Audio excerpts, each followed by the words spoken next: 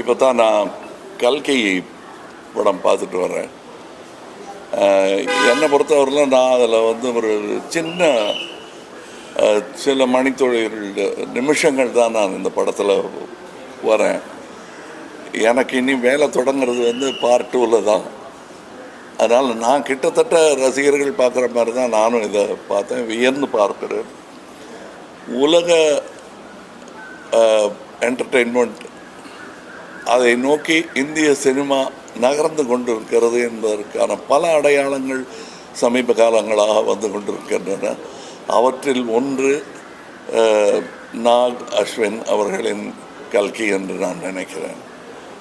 ஏன்னா நம்மளுடைய ஆயுதங்கள் ரொம்ப கையால் செய்த ஆயுதங்களாக இருந்தாலும் அதோடைய வலிமை உலகம் பூரா பேசப்படும் என்பதற்கு அடையாளமாக சயின்ஸ் ஃபிக்ஷன், மித்தாலஜி எல்லாத்தையும் கலந்து எந்த அளவுக்கு அது எம்பாரஸ்மெண்ட் இல்லாமல், மத சார்பும் ரொம்ப இல்லாமல் அதை ரொம்ப கிளவராக பண்ணியிருக்காங்க. நான் வந்து மித்தாலஜி படங்களில் நடித்தது கிடையாது. நான் மனிதர்களோட வாழ்பவன். அதனால் இருந்தாலும் ஒரு சுவாரஸ்யமான கதையை இவர் சொல்லியிருக்கிறார். கதை சொல்லிகள் என்று வரும்போது இந்தியாவுடன் போட்டி போடுவதற்கு கிரேக்கம் போன்ற, சைனா போன்ற நாடுகளால் தான் இயலும். மற்ற கல்ச்சர்ஸ்க்கு அவ்வளோ கதைகள் கிடையாது. அந்த கதைகளிலிருந்து செலக்ட் பண்ணி செதுக்கி எடுத்து ஒரு ஜனரஞ்சகமான படத்தை உருவாக்கி இருக்கிறார். ரொம்ப பொறுமையுடன் அதை வந்து எல்லாரையும் பொறுமையுடன் அழைத்து வரவழைத்து அவங்கள இதில் பங்கெடுத்துக்க வச்சுருக்காங்க. அமித்ஜியெல்லாம் வந்து எந்த பட்டியலில் சேர்க்கறது, இளம் நடிகர்கள் பட்டியலையா இல்லை பழம் நடிகர்கள் பட்டியலில் சேர்க்கறதாங்கிறதுல குழப்பம் வர்ற அளவுக்கு அவ்வளோ பிரபாவமாக பண்ணியிருக்காரு.